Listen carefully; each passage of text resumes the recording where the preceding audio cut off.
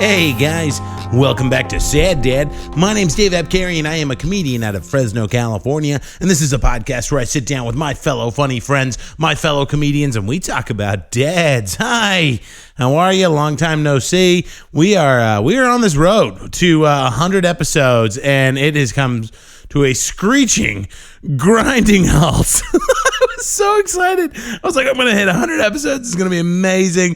And then the pandemic hit, and part of it, people were like, yeah, you should go to Zoom shows. Like, you should do Zoom podcasts. And yeah, I probably should have, but I'm just like so tired of interfacing with people in that way. You know, I'm doing all these Zoom shows and these Zoom meetings and these Zoom Skype, and I've been on Discord, and I was just like, I really don't want to do my podcast that way. A lot of other podcasts have, and there hasn't been any dip in quality. But I was like, I'd rather just wait and do it the way I want to do it. And that goes against literally everything they tell you to do when it comes to like maintaining any kind of a following. But I was just like, I don't feel like doing Sad Dad Zoom shows or Zoom interviews. I kind of want to wait till we get to a place where we can actually be face to face, because I feel like that kind of chemistry is important, and that's the kind of chemistry I like. So, but we are getting back to a place where we can see other people now. We're going through these phasings. We're phasing back in. We're phasing back in, people. And so yeah, I'm starting to have some people over to record again. So that's cool. So we should get back to a slightly more regular schedule here over the next couple of weeks. I don't know, but otherwise I've been kind of trucking along. It's kind of good to be coming out of this thing now. The energy is different. It was just so sad for so long, being cooped up, and then we kind of came back out with a bang with all these demonstrations going on right now in the wake of the George Floyd thing, and that's been pretty. There's not much for me to say that hasn't already been said, other than just speaking to my own personal experiences with some of the demonstrations that have been happening around Fresno, and they've been really powerful, really peaceful, really empowering in a way that I wasn't expecting. I was at one last week down at Fresno City Hall, and it was neat to see the solidarity and just the like-minded people in your area kind of all come out for one thing, and so that was really good. It was moving, and I bumped into a few friends I hadn't seen in a while there. Obviously everybody's wearing masks. It was so hard to recognize people, and it was also too, it was like the first time I'd been around like a big group of people in a long time, and so there was like a little bit of anxiety. I think everybody's kind of dealing with some of that anxiety right now, that sort of like that re-emerging anxiety of being in a big crowd again. It was weird. I had this like strange observation where I was, you're in the crowd, and you feel the body heat and of everybody kind of crowded in, and you can smell like the sunscreen and mixed with the bits of BO and bits of weed, and it was it smelled like a really sad Warped Tour. It was if I just closed my eyes and just pictured, No Effects was on stage, I'd be like, yeah, this is a Warped Tour. But either way, it was a tremendous show of solidarity from the city of Fresno, and I was just really, really proud to be a part of this city and this town and this community, and seeing what everybody's doing. It's crazy out there, folks. It's crazy, but as tough as it's been, we've seen a decade's worth of police reform happen over the course of a week, and I think we're kind of really grappling with some stuff that we should have grappled with a long time ago, and the can just kind of got kicked down the road, but here we are, and Black Lives Matter, there it is. Let's talk about today's guest, huh? This guy I got coming on. He's I've known him for a couple of years now. We kind of get into how we know each other. It's through Mr. Tom Smith, his cousin, my friend. and fellow comedian, and Joseph's a podcaster here in Fresno. He's a professor at Fresno City College. I really wanted to pick his brain about. He's not a comedian, which I think is aside from like my mom and dad and Abby, I think he's like the first non-comic I've had on the show. And so, but what's kind of neat about Joe is he's got a body of work. So I was able to actually like Google him and kind of get caught up on what he's done. And so we talk about that. I was really interested. We drilled down into it in this conversation, but he's real involved in the Fresno poetry scene, and that's something I was completely ignorant to. So, and I'm always really curious about little niche scenes like that. I guess because I'm kind of part of a niche scene when it comes to Fresno comedy.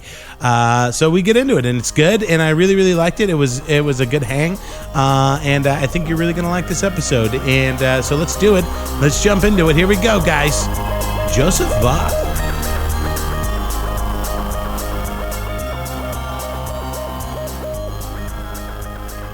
First non-comic on the show, aside from my mom. Yeah, you can put those headphones on.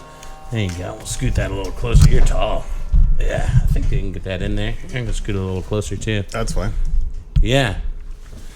My first non-comic. Because we're friends, but I was really kind of thinking about it. I was like, I don't really know much about Joe. Yeah, perfect. We've only ever really talked. You're in for a lot of disappointment. through podcasts. I feel like most of our conversations have been recorded. That's true. I don't think I really know you outside of a digital world. Yeah, that's wild. What? Well, I mean, you got a podcast. With, are we rolling now? Yeah. Oh, I love you, man. Ease right into it, man. Good. Try not. You got your Finley's on Film podcast is so much fun. I have a couple of podcasts. Yeah. Dave, there's the multiple levels of the podcasting world, right? So there's you have your good and well-known and popular podcasts, mm-hmm. and whatever you want, Rogan, whatever. Yeah. Then you have a lot of podcasts that are not as well-known but are really good. I put yours in that category. Oh, thank you, man. Yeah.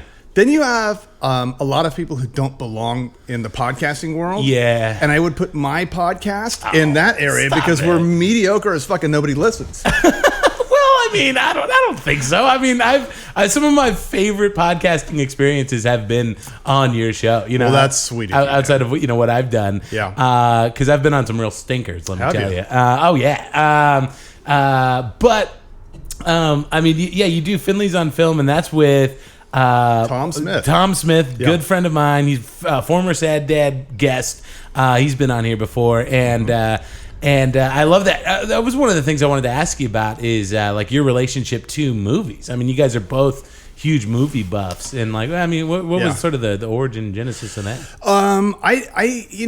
There's a meeting point for Tom and I because mm-hmm. we share his father is my uncle. We're cousins. Right. That's how that works out. Uh-huh. And so I would just say loneliness, terrible loneliness is the genesis of that. I had invisible friends. Oh wow! Growing up, and it's a lot like what we're in now with the whole COVID thing. I don't have a problem with what we're in now because it's the world I always wanted, which is just sort of like hanging at home, watching old movies or listening to music and stuff like that. So I got really kind of OCD about it. And there used to be a book by Leonard Maltin and some other people. And it was like movies on TV. Right. And it was 11,000 movies. And I would just go through and see how many of those. In fact, I made my own book when I was 11 of 500 movies I'd seen, and I rated them from 1 star to 4 stars. Uh-huh. And so it was a real inward looking, antisocial, I'm lonely, so I'm going to memorize. So as a kid, I could, if you said Casablanca, I would be 1942, Warner Brothers, 109 minutes. I would I'd have all the sort of stats the way that baseball fanatics have stats. Oh, wild. Yeah. And did you, you mentioned growing up, did you grow up here in Fresno? Is this? Yeah, I grew up here in Fresno. I actually grew up in Delray and then Reedley. Oh, wow. Okay. Yeah. So out in there, the dusty little farm towns. I mean, they look way different now, but back in the day, they were, just Yeah. Just farm towns. Oh yeah, totally. Yeah, Ridley's changed a bit, I suppose, over the years. Yeah. I mean, it seems like they got a Walmart, I think. Yeah. Well, that's maybe that's Ridley, man. They've really moved up to Walmart. Yeah. What was it like growing up out there for you? What were you doing? I mean, I envisioned myself as a sort of like a Footloose character, really. Funny. It's like I was going to shake the dirt of this town off my feet. And so, I hated everything about the Valley, everything about the Fresno area. I never even got to know Fresno. Here as an adult, I live in Fresno again. But when I first moved here, I didn't know the names of any streets because I just avoided everything. There was no point in memorizing anything about this place because I was going to get out. Right. And when I was 17... 2 heavy metal friends and I moved to Long Beach purely based on the fact that KNAC was the only heavy metal radio station that we'd ever heard of. Oh, funny. And you were like, we're just going where the metal is. I had an apartment rented 2 weeks before I graduated high school. Oh, wow. Just like I was that anxious to get the fuck out of here. Oh, my God. Yeah. Were you, growing up, were you a musician? No. No? No. I feel like I knew that from doing your podcast, your metal podcast. But yeah, and I have also the other mediocre podcast, my Metal Midlife Crisis. I had so much fun doing that. I'm still a Stryper fan.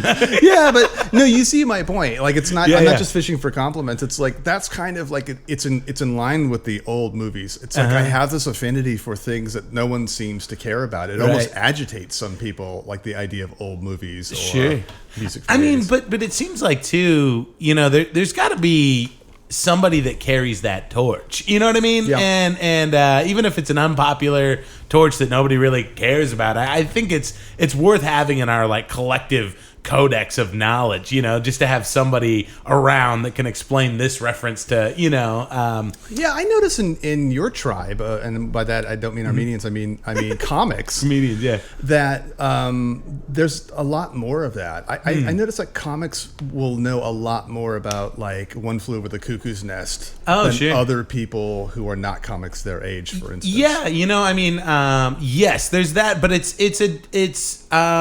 there is that element, but there's just more esoteric knowledge in general. It's not just movies, but it's, I'm doing a podcast on Monday called This Is Rad, and I'm going to be talking to them about Warhammer 40K lore because I'm really into Warhammer 40K is a tabletop war game that I don't even play. Right. I just like the stories. Right. And it's, I just did a deep dive because one day I thought this sounded cool, and then 75 hours later, I'm and it was, and it's so it's like things like that, yeah. And I think because a lot of it is we're so anxious for an angle and a perspective on stuff. But that's then bringing it back to the podcast thing. I think that's what's really kind of remarkable, and in some ways it's also a failure. But is that because anyone who can put together $400 and basic sort of skills could technically do a podcast? Yeah, you have all these very specific issues. And so like I'm listening to a podcast called Talking Maiden, 2 Canadians right now who are so deep dive into every Iron Maiden, thing. That's probably a bad example because Iron Maiden is actually,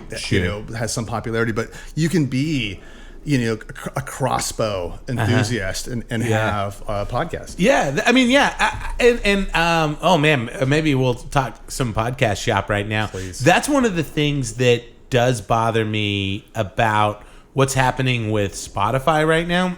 Yeah. Because this whole operation, I mean, there are huge podcasts and there are podcast networks, and they make a lot of money, but it's not, I mean, it's a lot of money, but it's not TV money, right? It's not Hollywood money. It's not industry money. And so when I hear about Spotify coming up and buying up large swaths of the podcasting area, like they bought the last podcast on the Left Network. They bought Rogan for $100 million. Sure. They bought up Gimlet. And it's like, well, that's not what this was. Like, this was this, like, this was this crazy, scrappy DIY industry that didn't have any regulation, and that was, the best and worst part of it, Well, that's, if you go back to the beginning, it's sort of like, I think the beginning of podcasting was Adam, what's his name? The guy who was the VJ on MTV? Yes. But then you had Tom Green and it wasn't really podcasting, but it was almost like local cable, remote cable gone crazy or something like that. Right. And then you had, I think Anthony Cumia was probably the first guy with his basement sort of like, I'm going to do my own thing because I can't do it over here. Right. But the whole appeal was that you don't have PDs and other people regulating what you're going to do. And it can just be what it is. Right. Because, I mean, if you were to pitch some of the more popular podcast premises to a studio exec, they just wouldn't get it, you know? Because they don't get it. I mean, I don't know how those people are in charge. And I know that's a cliche, right? Of course, like the suits in the room don't understand. Obviously, they understand something. I don't want to be an asshole about it. But there's clearly something they don't understand about the way the populace moves. Right, exactly. And that's where I get nervous when you start injecting so much money into this thing. Like so much money, like big industry money into this thing. I mean, obviously, and it may all work out and it may just be fine. You know, I mean, they're not necessarily taking podcasts away, but just the idea that you know, I guess there is some pipe dream everybody has about starting a podcast and getting popular and making money and quitting their job, but I don't think. I mean, I think everybody's fairly realistic about that, you know. I mean, and so just that low barrier to entry, like you were talking about, that $400, like I said, is a blessing and a curse. But man, you find some real gems sometimes. There's great stuff, but on the higher end, you know, it's sort of like the magic was even at the higher end. If you had like Ari Shaffir doing a podcast and he did have let's say Blue Chew erectile dysfunction pill as a sponsor, he would just say at a certain point, hey, and if you want to fuck a dog while after you take this pill, go, feel free. And then they would drop their sponsorship and he would move on to something else. I'm afraid in the structure of Spotify or whatever, it's going to be much more regulated than that. Absolutely. Yeah. So it is you know, just one of those weird slippery slope type metaphors that, you know, I mean, one of those things that is concerning to me, but I guess we'll see how it all shakes down. Speaking of which, I hate to be the interviewer here, but I'm curious as fuck because since we've been in this situation since March, the latest thing I've heard, I think this was Jim Florentine was talking about this, but it was like drive-in comedy. Yeah, I mean, that's happening. Yeah. That sounds awful. Yeah, I mean, we don't have any around here, but my friends up in Santa Cruz and in San Diego, there are a few of them. And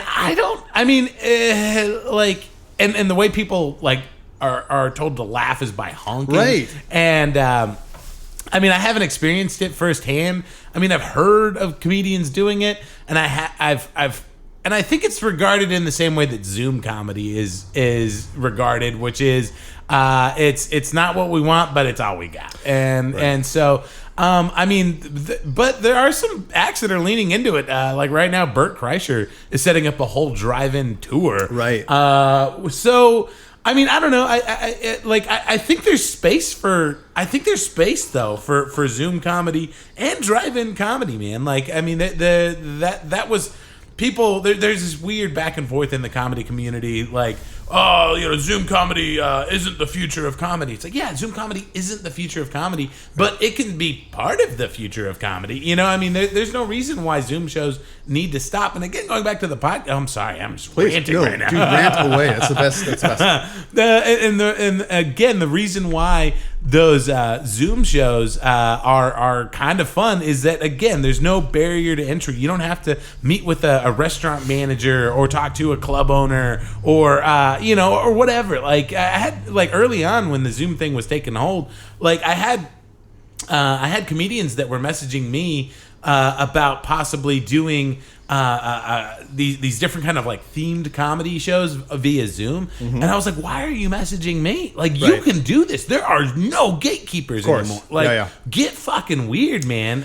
Well, see, that's the issue with gatekeepers, right? It's like we always want to take them away because it's the name, like, oh, fuck you, gatekeeper, right? But ask the people who put together Woodstock whether they wanted good gatekeepers or not. It can actually be a disaster in a way. And then also, I feel like some of these things, you know, when we look at examples of where it works, it's like, yeah, because that particular personality of an entertainer sort of was there for them. Bert Kreischer, of course the drive-in thing's going to work for him because everything he does is about like a spring break party. Yeah, and his fan base is the right fan base for it. And Zoom would work for Gilbert Gottfried because he doesn't give a shit whether you're laughing or not. Right. That is one thing I really do appreciate about Zoom comedy is it really kind of strips away a lot of the it basically synthesizes your comedy down to its most basic structure, which is you realize very quickly whose substance and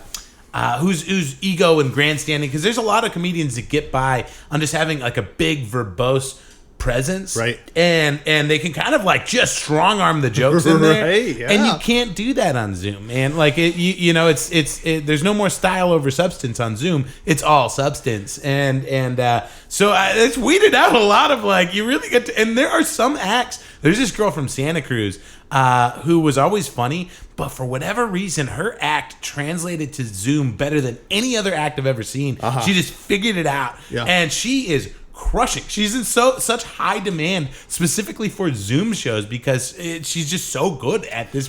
Yeah, and as soon as you think you have a rule, like I think Instagram was that way for a while, like the Instagram comedian, right? And most of them were just like, oh God, they're awful, Yeah. And then you get Kyle, who's the guy who does he does he does all these impersonations, and then he spends a lot of work. Oh man, I forget his name, but it's like, actually, you found a brilliant way to handle this. No, it's not Kyle Cease. That guy's he's not even a comedian anymore. But I know exactly who you're talking about. Look him up, folks. Yeah, but the point is, so it's like on the one hand, crowd work can be such a crutch after a while. Like it's a skill, but it'd be a crutch. But then you have like Rich Voss or Sherrod Small, and it's like they are fucking brilliant at crowd work, and now it's just like just taken away from you. Yeah, right. And then the other thing is, once we start coming back, emerging into society, somebody made the point: who's gonna be at the Funny Bone? Chris Rock. Right. That's who's going to be at the Funny Bone. 100%. Like everybody and where the rest of you going to be? Yeah, everybody is just is basically like moved down a level. The stadium acts are going to be back in the theaters. Yep. The theater acts are going to be in the clubs. The club comics are going to be in my rooms. Like it's and so yeah, it is going to be an interesting thing. I mean, there is a small. I think this is brilliant. There is a small call to some of those bigger acts like the Kreischer Segura level acts to like go through to smaller venues and just fill them up. Like fill them up and like let's get these clubs back on their feet and let's get people over that nervousness to go back out in public again with just having an act that's way too big for this room. The works progress version of comedy, right? To jumpstart the right, whole exactly. thing. Yeah. Okay. Now there's all these other issues, which is like, will it change the shape of what comedy is? And we're already struggling with that question. And it's like you have like a classic overused example, Hannah Gadsby, right? And it's sort of like, by the way, I'm team Hannah Gadsby in terms of like, do whatever the fuck you want to do. There should be no like limitations on what you do. But there is an understandable concern with like, wait, isn't comedy supposed to be ha-ha? Where's the jokes? Give me a punchline. If it's all just crying, then I'm not sure that maybe it's something else that's good. Sure. So there's all of that sort of stuff coming in. And then I forgot what my point was. I mean, I think we're just talking about the different look and different feel of comedy. I mean, you kind of touched on like what it's going to look like post COVID lockdown, and I think there are some interesting things. I mean, because you got like comedy, at least live performance works best when the audience is up close. You got a low ceiling, everybody's smashed together, and that's literally the exact opposite of what regulation is calling for right now. So how good is it going to be if every table in the room is a minimum of 6 feet apart and there's a limited number of people allowed at each table?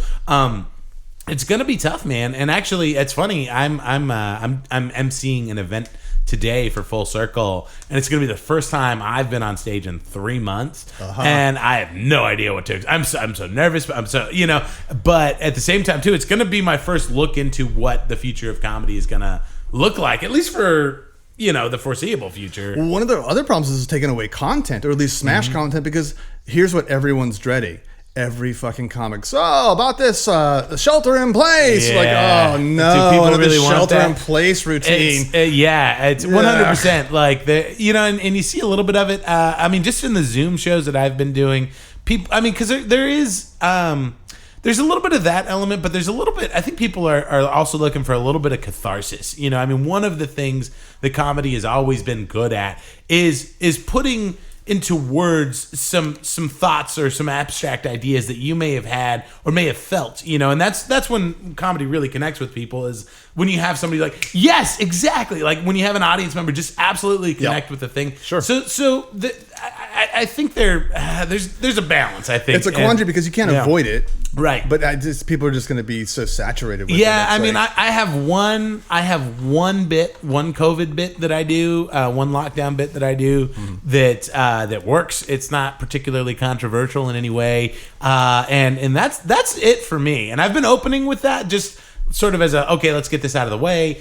All right, here's the rest of my material, you know, and so I think if you can acknowledge it and touch it and then just move on, I think maybe that's the way to go. You know what we need actually for comedic materials? We need a race riot to come along. That can provide some interesting material, man. You know, and it's funny, like there's a weird switch in your comedic brain where you know, because you sometimes comics. They go out to have these experiences for the specific purpose of gaining a material, you know, gaining experiences to gain material. Sure. And I think sometimes though, like we need to turn that off, because if we're constantly looking at the world through this lens of, how am I going to make this funny? Right. You're removing yourself from it. You're not feeling it. And so like. Yeah, I mean, if somebody's got a meaningful bit on what's going on right now regarding, you know, the BLM movement or whatever, sure. I'm all for hearing it. Yeah. But comics that just write material for the sake of writing material about that sort of thing drives me fucking insane. Well, it's very human anyway, because it's like if you're fat and you're a comic, I know a common fear is, I don't want to lose weight. This is my persona. I make reference to this. So I'll just die early. You know? I'm just gonna die early. The ultimate artistic sacrifice, clogged veins. Hilarious. Yeah. So, but it translates obviously to sort of bigger issues. Yeah, and then there's the whole sort of issue. So if I'm talking too much about this, you're fine. Redirect the ship. Because I'm infuriating people who do this for real with my opinions. No, you're fine. We're all fun. The idea, and I hear it all the time, and especially because I'm an educator, I really hear it. Like, make sure that you're punching up. Punch up. Oh, shit. And I sort of feel like, but sometimes punch down. I mean, because it isn't like misdirect and surprise like part of what comedy is. It's this constant punching up, and I'm not doing my own boring thing about social justice warriors or PC or any of that sort of stuff. I mean, all those people who are anti that stuff can be just as bad. Sure. Don't get me wrong, but it's sort of like, you know, there might be something sort of like fruitful and dangerous. And what did Chappelle say? Like, we have an obligation to be reckless. That's a fucking valid point. I think so. I mean, I think at the end of the day, it's more about being thoughtful. Like, there's a lot of comedians that have bits about homeless people. You know, I mean, especially if they're an LA comic. It's a real crisis down there. They're surrounded by homeless people, and they have a lot of jokes where the homeless person is the butt of the joke. And I mean, I guess you could say that's punching down. And I mean, it obviously depends on the comedian, depends on the bit, and whatever. But I mean, so I don't necessarily. I just don't do that. Like, I just don't do jokes about homeless people. If people want to do it. Before we got on air, you were saying how much you hate them. I don't understand. You pointed to a paper full of swastikas and you said, I love these. I hate homeless people. Yeah, in my Rudy Giuliani shirt. But go ahead. No. But I had this bit that I wrote about a homeless person. And I think it's really, really funny. But I was like, how can I approach this bit? This is a brand new bit. I mean, I haven't actually technically done it on stage yet. I've just done it in Zoom shows. But I was like, I really, you know, I kind of wrestled with myself about it.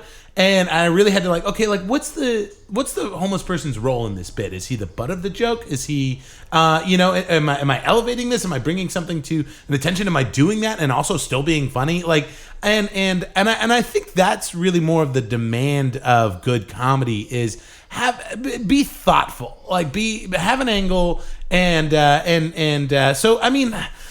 I try not to think of it in terms of punching up or punching down. It's just have a fucking like idea, or it's like a craft issue in a way. 100%. Yeah. And so I mean, they, well, some of it also seems like we whoever we is, I don't know what the fuck I'm talking about, but like there's a lost appreciation for the absurdity of stuff. And I remember years ago, I was standing in line at D'Agostino's grocery store, and I was behind an old lady, and I had this thought, but as soon as I say it, it'll sound familiar to you in the comedy world. Sure. I had this thought, like there was an old woman in front of me, and I thought, how great would it be to punch this old woman in the face? Now, once I did it, of course I'd regret it, and it'd be awful, and like this terrible thing to do, but just like, wow, what a fantasy to like punch this old woman in the face.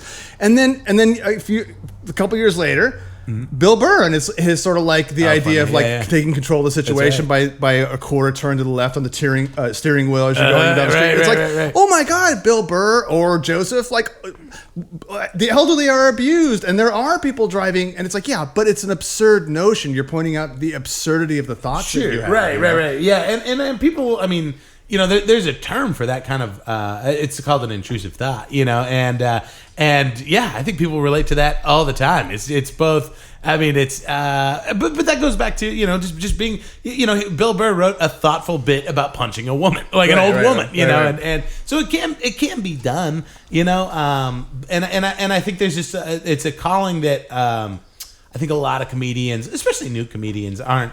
But I mean, that's part of it too, is you figure it out, like unless you just want to be a road dog doing bar shows the rest of your life, which. I respect a good road dog comedian, man. Anytime you see a good road dog come in and that can destroy any audience, you're like, wow. Unlike surgery, nobody dies if you fuck up. It's true, I mean, the stakes could not be lower. It's just my feelings. I used to get really irritated when I watch a comic and they'd be like, oh man, he's doing a tell, or he's doing like even the cadence or the voice. Right. But then I realized like that's how you admire somebody. You do a little copying until you find your own voice, and it's like no one's. It's like bad poetry. It stinks, but like no one's gonna get hurt here. Absolutely, man. Yeah, and I mean, that's one thing I will applaud. I mean, is as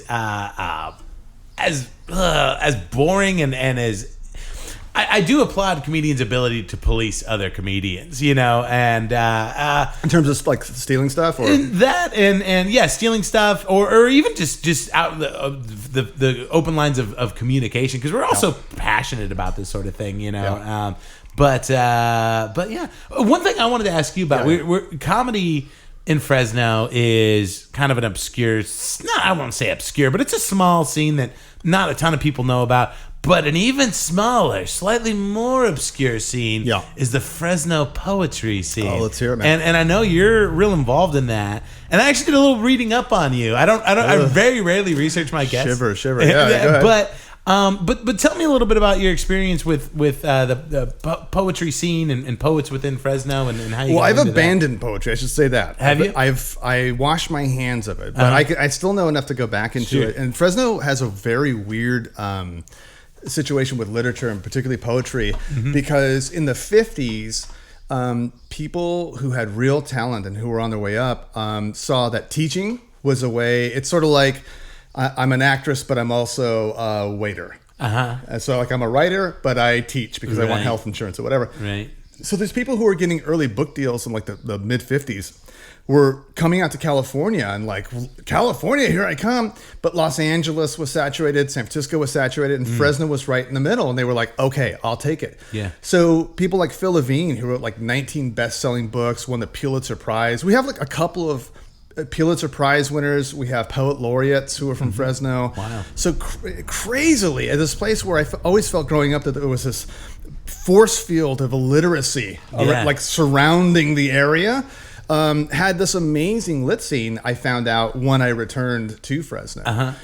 So that has a sort of a cool like center or genesis of why Fresno is the way. In fact, we even had a radio show that was about poetry specifically in Fresno up until recently. Well, and then there was a term that I came across, and I'm hoping you can expand and explain it to me.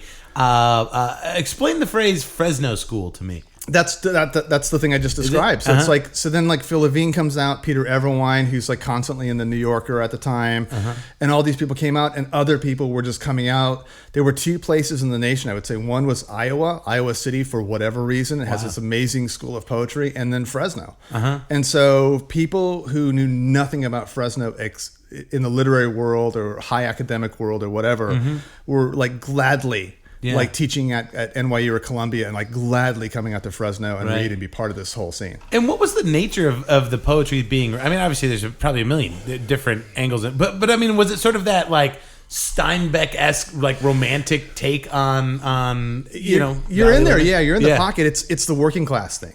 So like these guys came out of Detroit and so there was this movement where like, you know, everyone grows up hearing, you know, I think that I shall never see a poem as lovely as a tree, and all this other horseshit, awful sort of poetry. And they're like blech, poetry, and so like these poets were like, well, you know, now that Levine is breaking the door open and these other people in Fresno and in Iowa, I'm going to write poems about like what it's like to be in a steel mill and then go outside and in 1967 there's a race riot in my city. Right. And it's like, that's not about a tree or like unrequited love or anything else. Or the Kipling thing where it's like the adventures of the world. It's like, yeah, great, but I make minimum wage and I have 2 kids I hate. Right. And I got a lot of feelings I'm feeling right now. Yeah. How funny. Yeah. So it's like, it's that. And then at that time, there was this other thing in other areas where it was like a confessional poetry, and that wasn't part of the Fresno scene.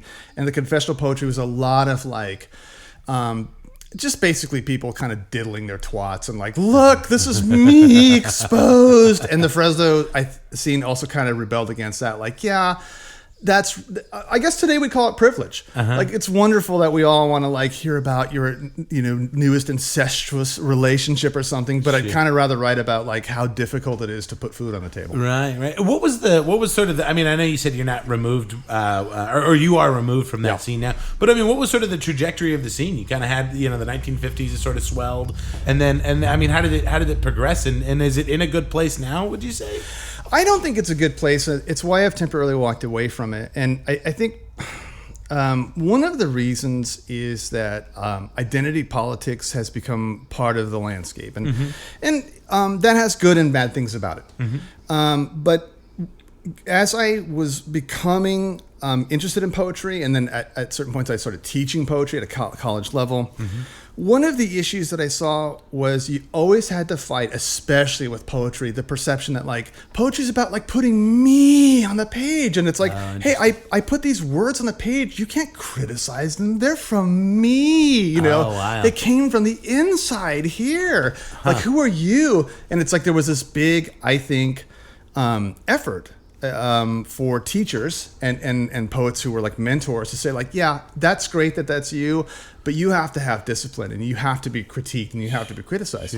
And what happens is, justifiably, I think for some reasons, people got tired in the real world outside of poetry of being squashed for their identity. I mean, think of the obvious ones, being gay in America, for instance, right? Or the world, I guess I should say. So it's like, so there's this identity politics movement that moves along, but one of the downsides is those people who enter the world of poetry enter with, hey, you can't criticize who I am. I just put who I am on the page. And it's like, yeah, but think about it in comedy terms. If someone got up and just started talking about their life, okay, good, you have possibly one of the things which is like honesty and so forth. But if someone came along and said, hey, there's something called like a beat or a setup or whatever, and the person was like, what are you doing? That's me. You'd be like, oh, this person's not gonna. I got you. And so I think what's happening is there's just a ton of bad poetry again, and a recipe for bad poetry, and so like I'm just looking at that, and also I think that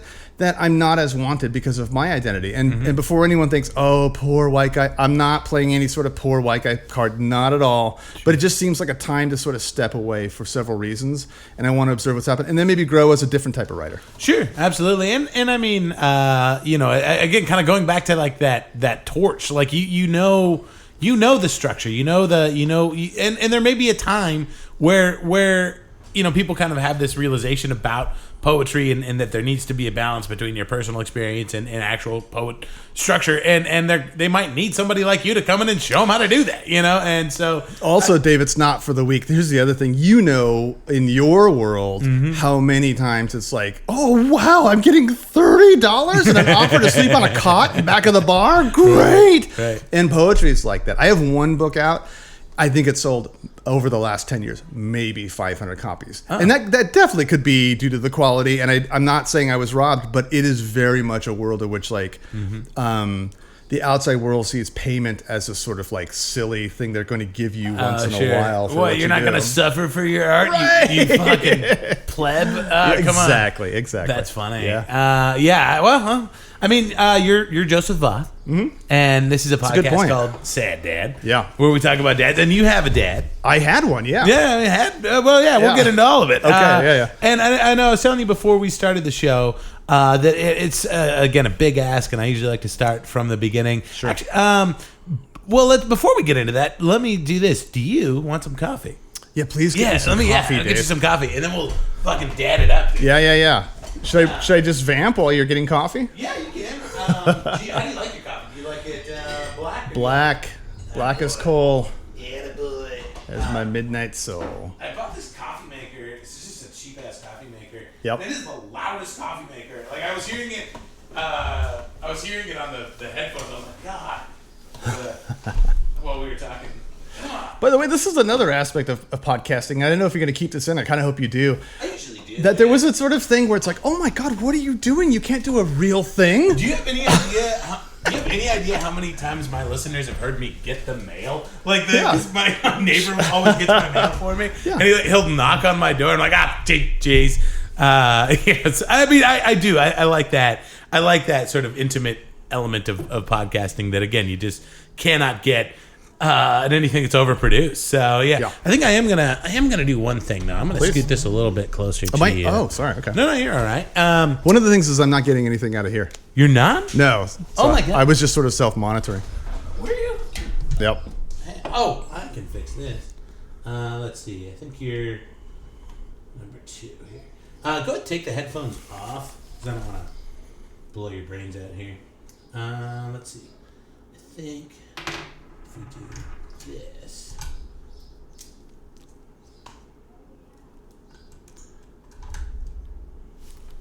And then, hang on. Let me plug this in. Try that. Hey now. Oh yeah, that's way better. Oh, yeah. Okay. Yeah. Oh, man. All right. Well, I'm sorry, man. No. It's one of those things where I don't know how much notification you want. But I don't want to interrupt the flow. That's okay. I've been sort of like I haven't been very good to this rig lately because I've been like, every time I have a Zoom show, I'm like yanking one of the mics off and a couple of the cables off to having you come over today. What has been a wonderful experience for me to put this thing back together. It's a sweet setup, by the way. Oh, thanks, man. Yeah, my dad made it. So, he kind of put it all together for me. I had told him, my poor listeners have heard this story a million times. I'm sorry, guys, but I kind of wanted to have something that I could just pick up. Like literally, like this whole setup, there's just a single plug into the wall. Oh, okay. So I can pick this whole thing up, nice, and go put it in my closet, and then one plug into the wall, and we're podcasting when I pull it back out. So very cool. It looks like a prop from the Mad Max movie, but it works. It does have a strange, torturous look to it. Anyway, so where'd your dad grow up? My dad grew up in Garden City, Kansas. Oh, wow. He was born in the late 20s, and in the mid or late 30s, he and his family got into a Model T and drove to California to pick grapes. Oh, wow. I'm not lying. It's a Steinbeck story. No shit. We were just talking about that. Yeah. No, he grew up in a Mennonite family. Oh, wow. Okay. All right. Yeah.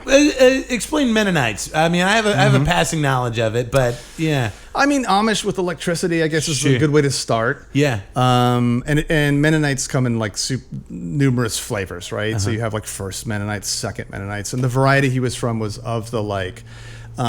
You were reported if you had a dance at your house. Oh my God. Because you could be drummed out of the church. Wild. Yeah, type of thing. Or you couldn't have a mustache. You would not fare well. Oh, you can't have a mustache? No, sorry, this sir. religion is a prison. No Jews or mustaches. Yeah, so it was, but it was, he grew up in a very insanely abusive sort of patriarchal lineage that was informed by, they thought, their Mennonite status. So like the kind of abuse that's always sort of cited. Here's the reason. Here's the chapter and verse why you must be, right, locked in the root cellar or whatever it is. Yeah. So he he ran away from home when he was 14 or 15 and went to Berkeley. Oh, no shit. And abandoned his religion and became a kind of like Berkeley radical in the early 50s, like late 40s, early 50s. And that was before the hippie movement, so he's before even the beatnik movement. Yeah, wow. Yeah, I mean, and whatever radical meant back then, but it's like ride a bicycle, have sideburns that are like 4 inches long or whatever. Wear a turtleneck sweater. Yeah, have a turtleneck, but it only goes halfway. Yeah. yeah, and even our name is everyone else pronounces it Voth, and he just out of like a fuck you to everyone's like it's Voth. Good for him. Yeah. Yeah. What was it in your? I don't know if he ever talked about that, but I mean, what was it in your dad, do you feel, that made him want to push back against that patriarchal religious upbringing? I don't know. And I'm not making the equation that you are smart if you reject it, but I think there was something too confining. It was like the heartbreak on the one hand, right? So it's like he had this father who was just like insanely work oriented and abusive toward him. Coupled with the religious sort of dogma, and I think because my dad was smart, he didn't see the logic in it. Like it was painful, interesting, but you can weather pain. But if it's like also illogical while you're weathering it, there's some impetus there, I think, to get out. Right. Yeah. So, and you said 14 is when 14 or 15, I think. Whoa, like what's he end up doing? I mean, he goes to Berkeley, but I mean, what does that look like? Just all kinds of weird shit, like just working odd places. Eventually, he went to UC Berkeley. I think. Is anybody at any point like, hey, where are your parents? You know what I mean? Nah, back then, come on. You could do it. You even remember our time, not to be too fucking stale and cliche with this type of reference, but even in our time, Dave, I'm a little older than you, but like, remember your parents kind of sending you out until sundown or something? Yeah, absolutely. Just go outside, and it's kind of one of those things. Yeah, people just sort of worked their way through, I think, back then. And he was kind of a nut anyway, and he would just bicycle like 100 miles and that type of thing. So he just went off to Berkeley and became slightly radicalized, I guess I would say, or intellectually radicalized, or that's the sort of badge he wore. Got married to my oldest brothers and sister's mom, lesbian. Oh, wow. So she came out in the middle of the marriage as a lesbian, which, by the way, like hand clap. Yes, very, very brave. Yeah. But also, I don't think it's outrageous to say pretty shocking and possibly even hurtful to my father in the midst of the 1950s. Like, yeah, right. I mean, she's kidding everyone. That's a lot to deal with, and at the same, I mean, like I see that happen. That actually happened recently with a couple that I used to go to church with, where they were actually the youth pastors of the church, and he came out as gay, and he's easily in his early 40s. And it's like, oh yeah, and he's getting really celebrated, but at the same time too, it's like, what about her? Like, like she just wasted her whole life with it, like her best years of her life with this guy, that she had planned to grow old with. And so, I mean, it is a complicated thing. I mean, I think if there's an answer and there isn't, it's that we all, like, the culture set it up so badly. Sure. So I mean, the 50s obviously is a very different time. Right, so that men were making women really unhappy because they were gay, but they couldn't admit it. And I guess vice versa in this case, right? So it's like, it's obviously shocking to him that all of a sudden it's like they divorce and he actually was not, I don't think related to that, but my father was institutionalized. He's a paranoid schizophrenic. Oh my gosh. Yeah. Interesting guy to grow up with, for sure. Very like half Bronx Tale, half, Robin Williams and Dead Poets Society. Yeah. So he divorced this woman, was a little estranged from his kids for those reasons, ended up moving to New York, which I found out later was like the same neighborhood I lived in when I moved to New York, which is one of those weird fucking things because no matter what you do, you repeat the parental patterns in some weird way. So he marries like a woman who's like, I think probably the love of his life was his second wife. And he's going off and he's going to try to be a writer. Oh, wow. And he gets a call one day at work, and his wife is in hysterics about their 2-year-old, and he comes home and the 2-year-old's not breathing. Oh my God. So he takes the 2-year-old, gives her mouth-to-mouth resuscitation, takes the 2-year-old to the hospital, dies. Oh. He comes back. There's a crowd around the building. His wife has jumped off the building. Oh my God. So this is like the like, he starts with this tragedy of growing up, or I should say like traumatic situations, sort of pushes his way out, has mental health issues, and then these things are happening. And clearly your wife committing suicide is much worse than your wife coming out as gay, but it's like in steps. He's having these like, Yeah. What's the next one gonna do? He's gonna blow up the sun. That's exactly. Wife number 3. His Mennonite father tells him, had your heart been right with Jesus, this wouldn't have happened. So it's like, it just reinforces the crazy anti-religious zealotry of my father. How old is he at this point? I mean, the point that his child has passed away and his wife has passed away? 35. Oh, yeah. I imagine. So it's in that second marriage. Uh-huh. So, and my sister was the other daughter. And so he just took my sister to the West Coast again. And that's where he met my mom, which is marriage number 3. Uh-huh. Wow. And I just want to give you some stuff to chew on. Well, it's funny and sad in that it's hilarious. It's like you hear he's been married 3 times. Like, oh, what a fucking baby boomer. Yeah. He's not really a baby boomer, but like you just, anytime you hear somebody's been married 3 times, you're like, oh, this fickle person, this polyester wearing, party wearing, going person. Right. This excess, but no, it's like, his first wife was a lesbian, and his second wife died. Yeah.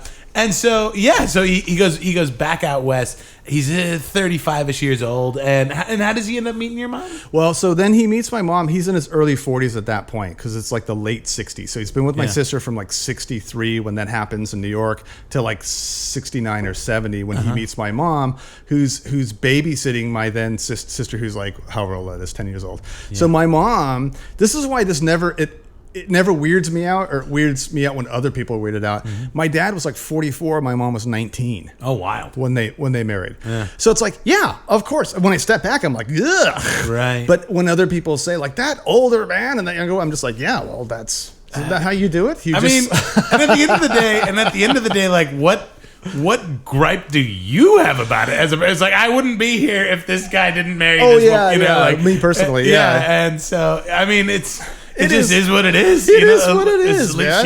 She was of legal age. I mean, I don't know, man. I can't speak to the nuances of the whole thing, but I mean, so you've got. Oh, I can. My father wanted young trim. I mean, that's clear. I mean, he's a. Well, frankly, I feel like he's earned it. Yeah, right. Check. You can have your young trim. I mean, if she's happy, but she's miserable, of course, because my father is an insane person. I mean, these things happen to him, but that's the thing with mental health. It's like a lot of things can happen to you, including the biological fact or biochemical fact of your mental illness. Sure. But still, people can be assholes. And so my father was a raging lunatic. Was he? Yeah. At times. Yeah, he was an insane person. What kind of what kind of work is he doing through all of this? I mean, I know you said he went to Berkeley, but yeah, well, that's the other thing. It's sort of the classic mental health trope, which is like he has this degree, I think in zoology, I want to say. Oh. But most of when I was growing up, it was like gas station attendant. He would do this crazy thing where he would, and it was really miserable and demeaning. He would bid on orchards when farmers were going to turn over the orchard, right? And they get these machines in to take the roots up and take the trees up, and he would be like, "That's firewood." So they would make him like bid on the entrance access to the orchard to then get like cordage out of it. And so like we would do crazy work. He would like. Sorry, I'm ranting here, but like as a kid, we'd be out at 5 a.m. till 9 p.m. nonstop, just hacking every up single day of the and... summer. So we'd get like 140 cords out of some acreage or something. Wow! But it was always a losing battle because he would bid this money, right? And then never make it up on the back end. Never. He was always miserable. Wow. I mean. I could almost see too that if you're like a raging ball of pent up emotion that he was, I could see how according 100 acres of trees might kind of quiet the demons a little bit when you're just sort of you're just sort of hacking away at an endless pile of trees. It's really hard to like focus on anything else. Yeah, but this thing happens. I notice this a lot with people, and it's always like a sort of a tragic situation, which is like the guy went to Berkeley, so of course he is embittered by the fact that he's doing this stuff. Oh, sure. Right. So it's like, well, I should be, but it's like, first of all, you have this mental illness which prevents you from having having relationships with people. And the other thing is like, you didn't do it.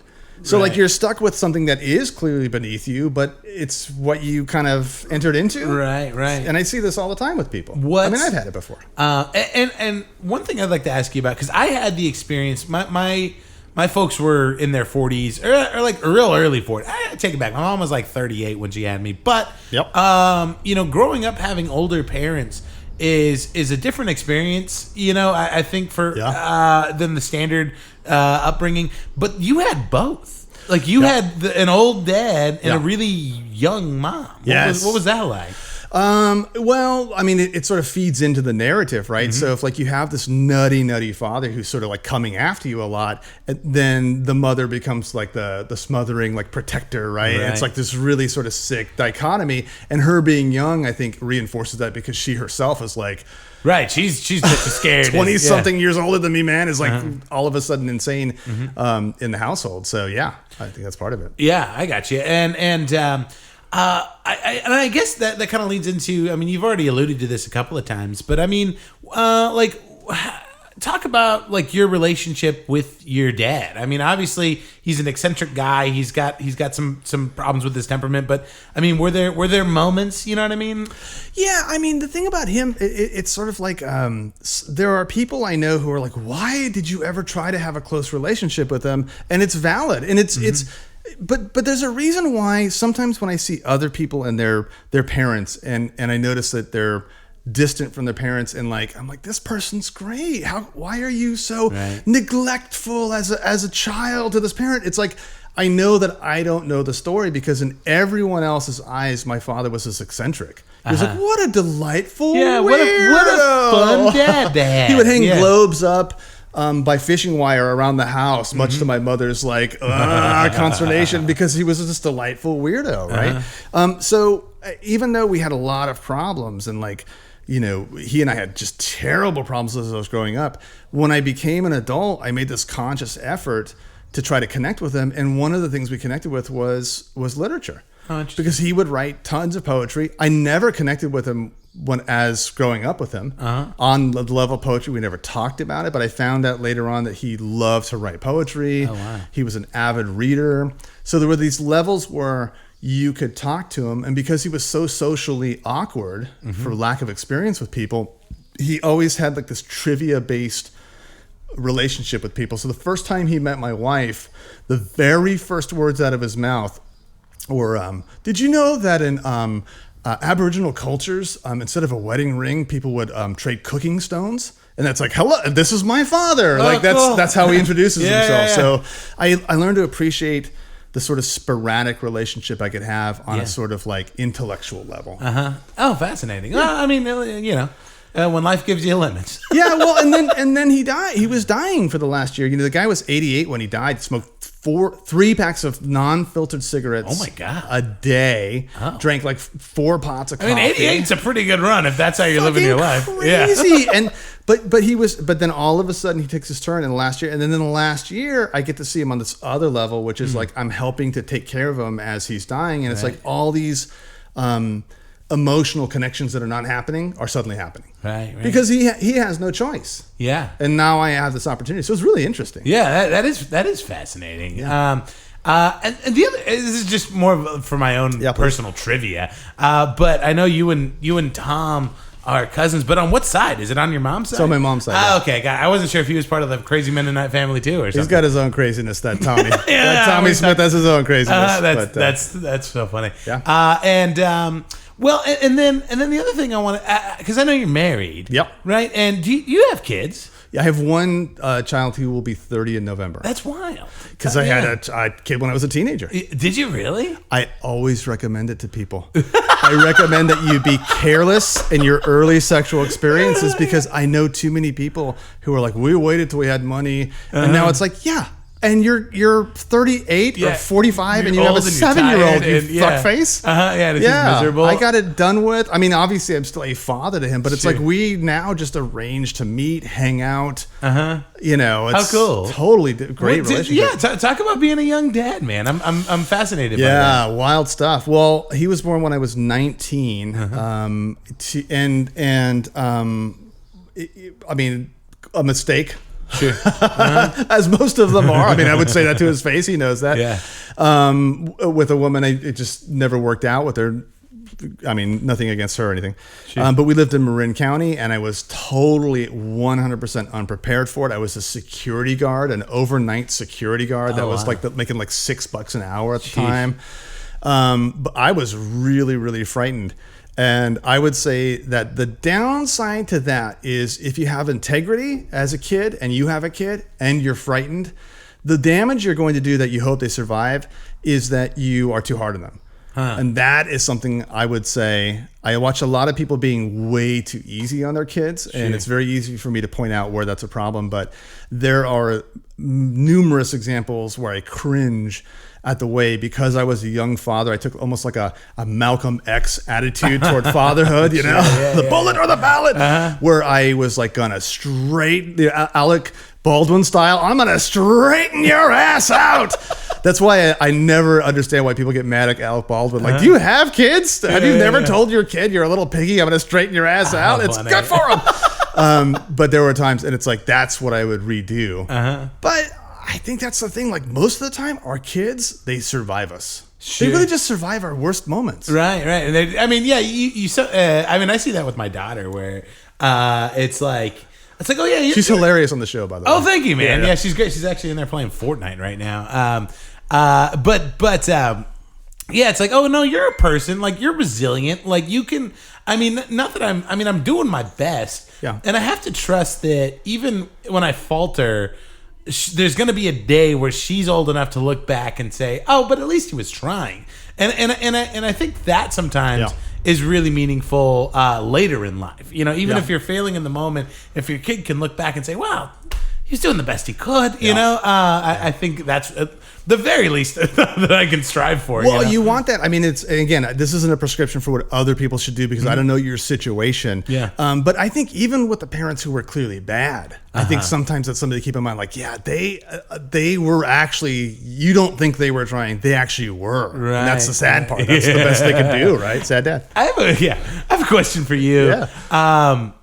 What is your, this is going to sound a little off the wall, but what's your relationship like with your son's mom at this point? Now that he's all grown up and he's 30, it's like, do you guys ever communicate? I just didn't have or? one. She had, she was, I probably shouldn't say too much, but she had her problems, let's say. Sure. And so we split up when he was 2, and by the time he was 4, I raised him alone. Oh, you had full custody. Had full custody.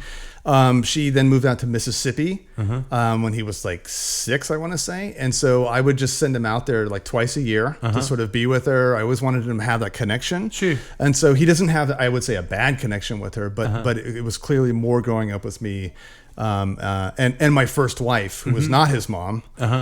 Irresponsible activity. I recommend it. Who's not my current wife either. Right. Just to let you know my track record. So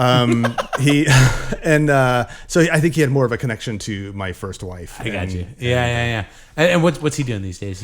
He is working on a 2nd degree down in San Diego, and he's working in some way for Big Pharma as a salesman. So God bless you, giving the people what they don't need, buddy.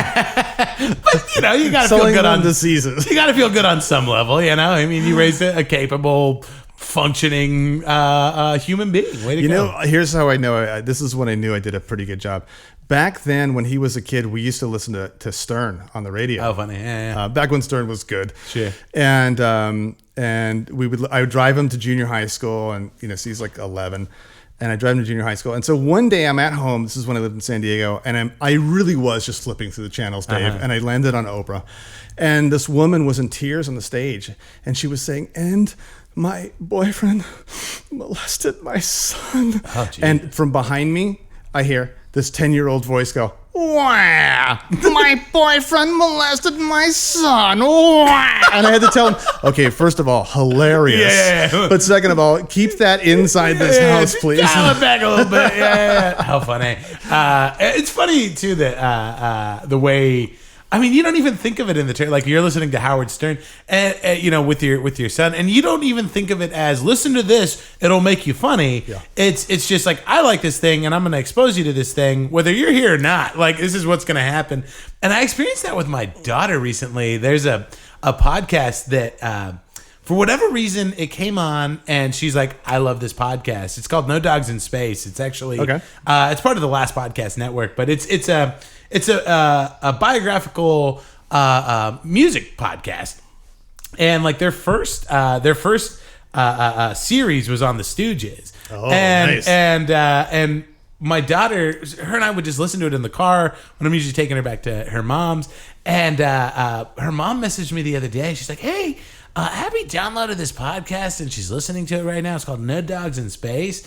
I was like, "Yeah." And she's like, "Did you know Abby's an Iggy Pop fan?" I was like, "Yeah, I kind of knew that part already, you know." So, yeah. But it's like I didn't set out to make her a fan of that podcast. Yeah. They just sort of they hear it and they absorb it, and then they kind of develop their own appreciation for it in their own ways. You know? I mean, you're better than I am because I think with me, there's a little bit of narcissism in there. I remember when my son was 7, I used to carry like a kind of a briefcasey book bag to grad school, and he decided he wanted a little briefcase and he would carry it to school. That's adorable. Oh, he's emulating me. Yeah. That's great. And then a few weeks later, he wanted to have a friend go home with us and play with him after school. And they got in the car and I said like something jokey. And he turned to the friend and he said, "Well, my dad's weird sometimes." And I thought, oh, okay. Like, you got to take the good with the bad. They're going to copy you, and then they're going to see what a dick you are sometimes. Yeah.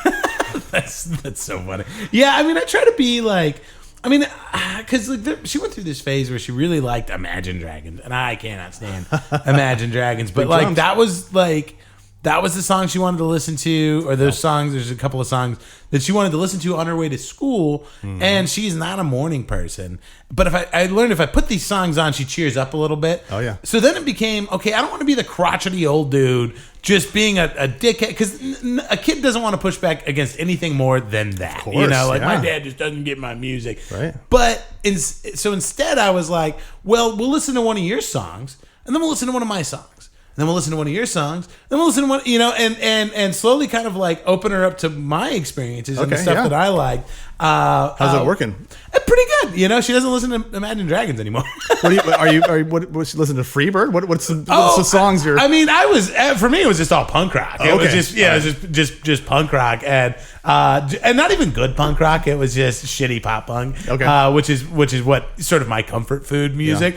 Yeah. So yeah, I was like, we'll listen to a little Imagine Dragons, and then we'll listen to some Motion City Soundtrack, and then we'll listen to some Imagine Dragons, and then we'll listen to some NoFX, and then we'll, you know, and so just kind of weaving it into what she likes, and you know, hopefully she builds her own rich little tapestry of this taste. Is all of this is for just occasional visits as we shit our pants in the old people's home.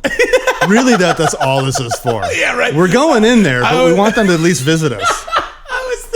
I was thinking that the other day. I was like, I better be good to her, so she doesn't end up putting me in one of those COVID homes. Oh yeah, the Roni retirement house. Yeah, exactly. for sure. Well, cool, man. This has been really fun. We'll bring it in for a landing now. Yep. We talked about Dadictotes earlier, and that's how I'd like to. So, what's your favorite story to tell about your eccentric, complicated father?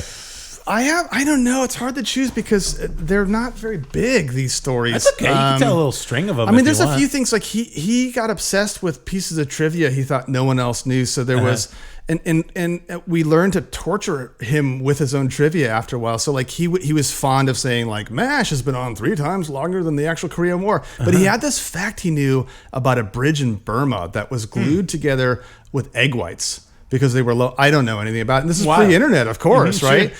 So we waited for a long time, and then we got my sister's boyfriend to casually bring it up over dinner. Well, did you know that there was... And my father lost his mind. He loved it so much. And then later on, I don't have an anecdote, but it's like... you know, he lived in a trailer up near Chico. He just went up there last parts of his life, and the trailer was just disastrous, disrepair. The kind of thing where you worry about your father. Yeah. And one day I looked over in the corner and there was a hole in the trailer and a possum popped up. And I was like, God. oh my God, Dad, there are possums coming into your trailer. And he goes, that's Ralph. I love that guy. Like he had learned to be Dr. Doolittle, the animals of the neighborhood, because he was just such a weirdo. It's just whack-a-mole without the whack. Yeah. So it's like, I just think there's just a series of those types of things in his life. How interesting, man. Well, Joseph, you've been an amazing guest today. Thanks, Dave. If people want more Joseph Voth in their life, where should they go? Where should they find you? There's a couple of things. If you want to hear comedian Tom Smith and I talk about movies, there's Finley's on Film. It's FINLEYS, finleysonfilm.com.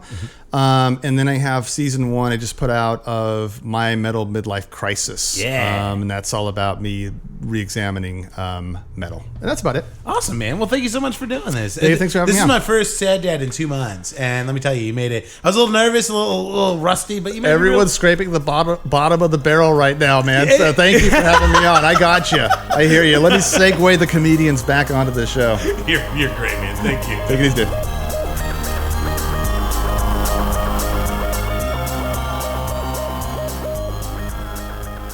And we're back. Joseph Voth, everybody. How great was he? Subscribe to his podcast, Finley's on Film. It's always something. I always learn something. I've been on his podcast a couple of times, and I'm not really like a movie guy.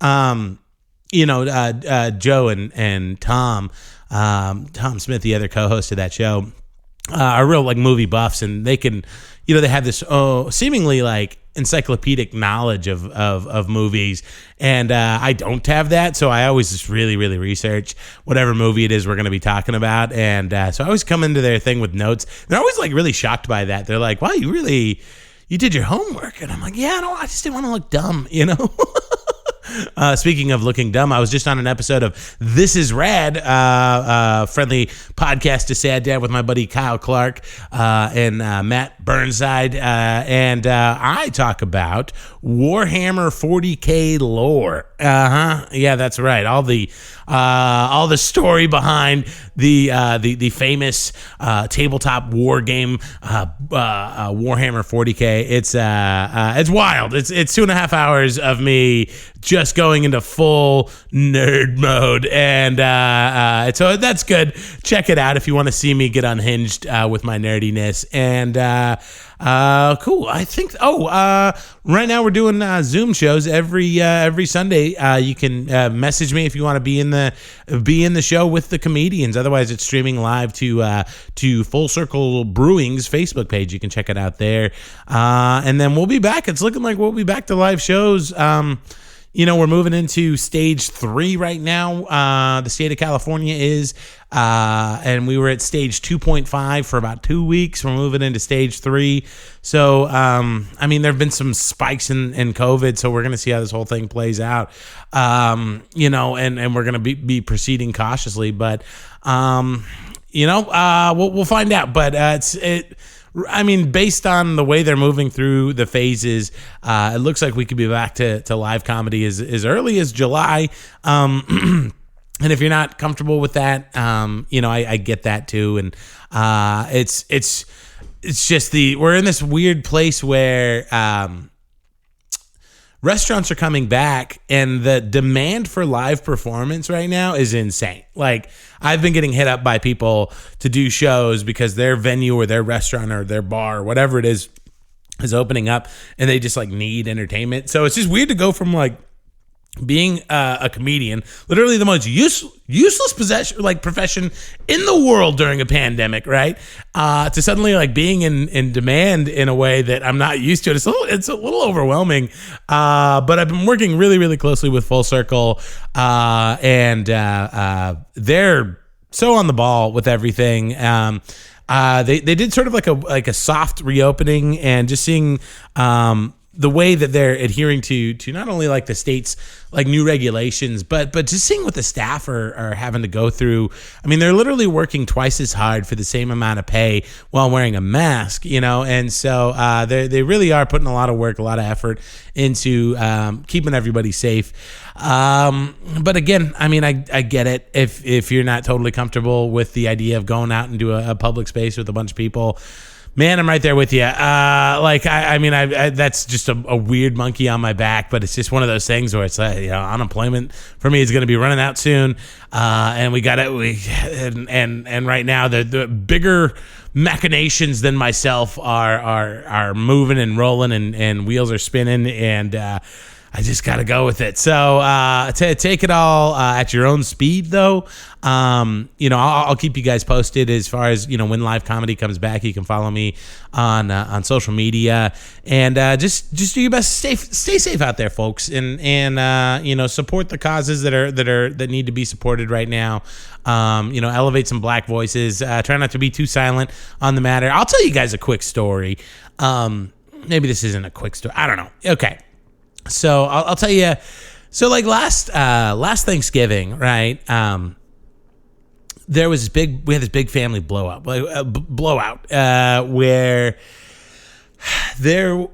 my folks have this like lounge. My dad had like built this like lounge / wood shop, and it's this big kind of like communal space where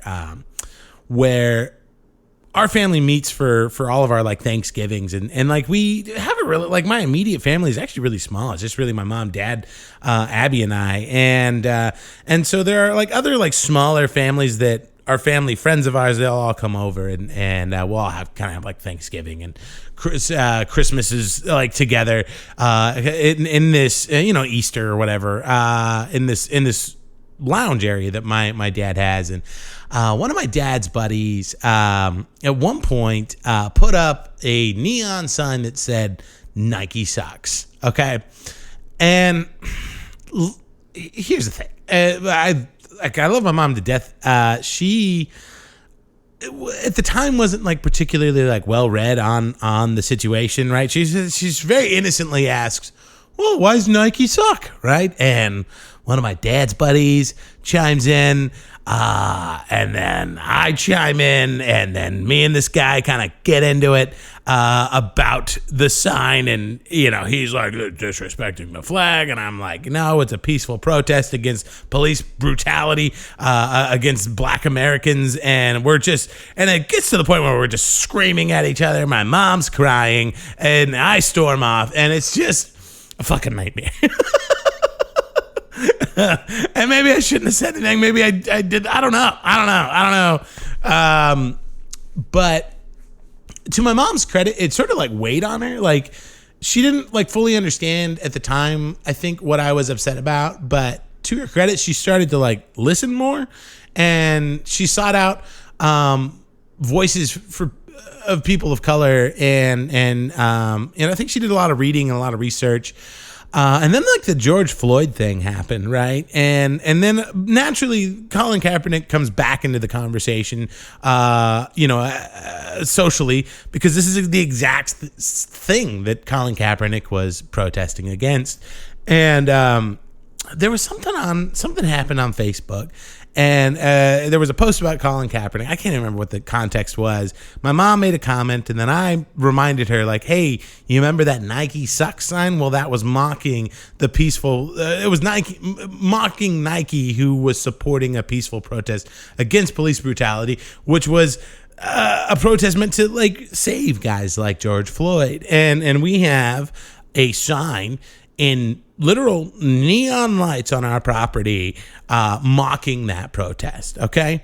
And it stirred something in my mom, and I think it all just kind of like clicked into place. And she demanded that sign get taken down, and and she was really uncomfortable. Like she was really uncomfortable. It spurred a really awkward, kind of damaging conversation between my dad and his best friend. He's the guy that put that sign up out there in the first place, and my mom was, she was pretty upset, but she had taken the stand that I was really proud of her. And I think that's a lot of what needs to happen right now. I think a lot of people need to get really uncomfortable. And I think that's part of the white privilege that we have, is you can kind of like turn it off, right? Like you can just turn it out, like, or you can dismiss it as politics. Like I see that a lot and I hear that a lot. Like, oh, it's not, I don't want to talk politics. It's like, well, this is racism. Like this is like a systemic racism. This isn't necessarily politics, okay? And you can't just dismiss it as such, right? And if you are able to do that,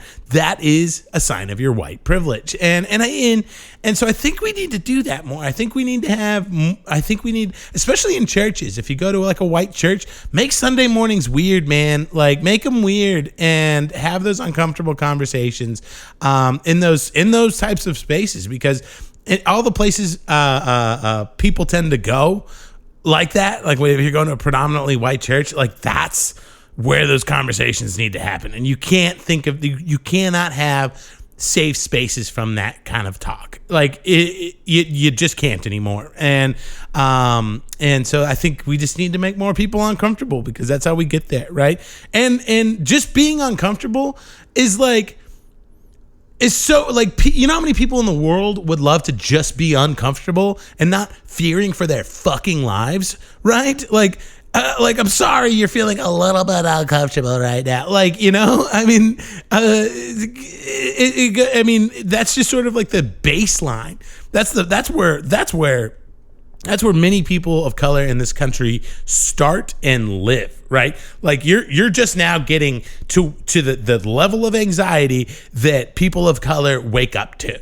Okay, like that's just baseline, and everybody needs to get there. Everybody needs to be really, really uncomfortable and anxious right now, and you should want to do something about it. And okay. All right, just step off that. All right, guys, here we are. We're back to it. Next week, I'll have something for you. I'll line up something. But in the meantime, stay safe. That's it for now. Adios.